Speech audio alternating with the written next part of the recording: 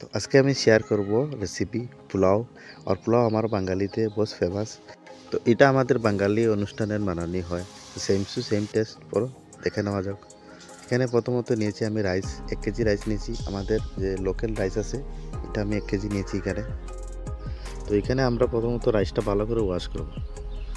বাংলা রেসিপিতে অনেক ধরনের ভিডিও আছে, আপনার কোন রেসিপিতে কীরকম ভেজিটেবল কাটতে হয় আপনাদেরকে অনেকটা হেল্প করবে। তো রাইসটা আমি এখানে 3বার ওয়াশ করেছি। প্রথমে তো আমি সাইডে রেখে দেবো। এখানে নিয়েছি আমি পেঁয়াজ। পেঁয়াজটা আমাদের কাটা হয়নি, এখানে আমি পেঁয়াজটা কেটে নিচ্ছি। পেঁয়াজ আমাদের কাটা হয়ে গেছে এখানে।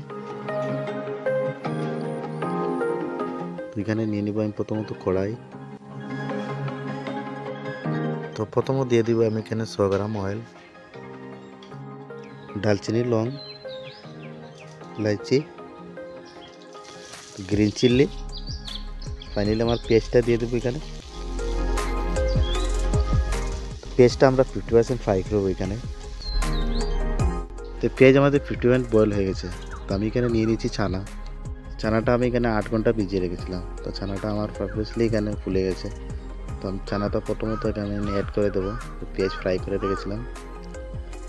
তো প্রথমত দিয়ে দিব এখানে মশলা, চিলি পাউডার 1 চামচ, হলদি পাউডার 1 চামচ, ধনিয়া পাউডার 1 চামচ, জিরা পাউডার 1 চামচ, আর স্বাদ অনুসার লবণ। ফাইনালি এটা ভালো করে আমি ফ্রাই করে নেব।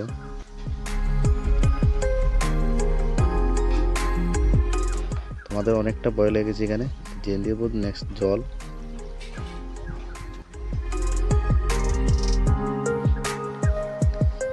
একটু ভালো করে মিলিয়ে দিয়ে আমি একটু ডেকে দিয়ে দেবো, একটু তাড়াতাড়ি হওয়ার জন্য।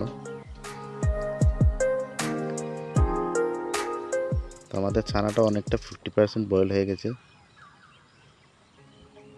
নেক্সট আমি আবার ডেকে দিয়ে দিব। তো ছানা আমাদের এখানে ফাইনালি রেডি।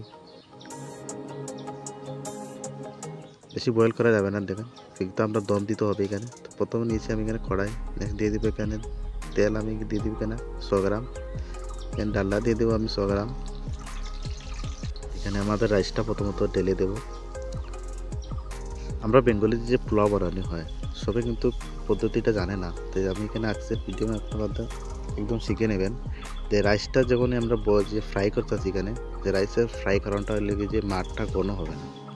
তো আমাদের পোলাওটা আছে জড়জড়া থাকবে। তো আমাদের এখানে দেখুন ফাইনালি আমাদের এখানে গোল্ডেন কালার এসে গেছে। এখানে রাইসটা ফাইনালি আমাদের ভাজা হয়ে গেছে। তো এটা আমি সাইডে রেখে দেবো। এখানে নিয়েছি আমি ফ্রাই প্যান।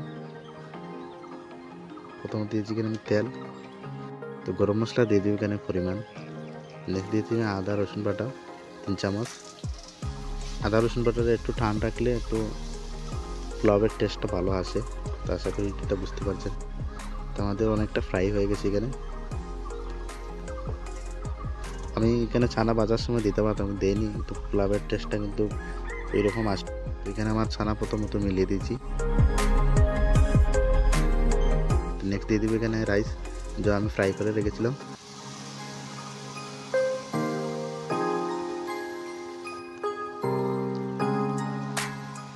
একটু ভালো করে এটা মিলিয়ে দিব।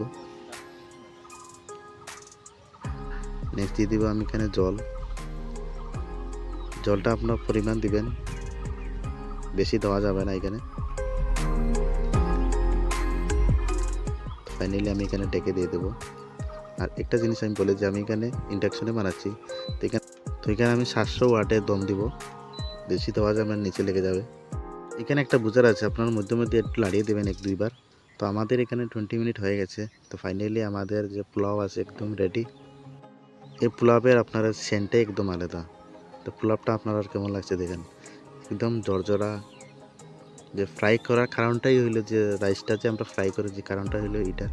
এখানে একদম জর্জরা, একদম সুগন্ধ, অসাধারণ লাগছে দেখতে। তো আশা করব ভিডিও আপনাদের ভালো লাগছে। আমরা বাঙালি স্টাইলে পোলাও রেসিপি আপনাদের কেমন লাগছে জরুর কমেন্ট করতে ভুলবেন না। আর আপনারা এতক্ষণ দেখেছিলেন বাংলা রেসিপি। তো বেঙ্গলি রেসিপিতে আপনারা আমার সাথে থাকবেন আর মিলবো নেক্সট ভিডিওতে।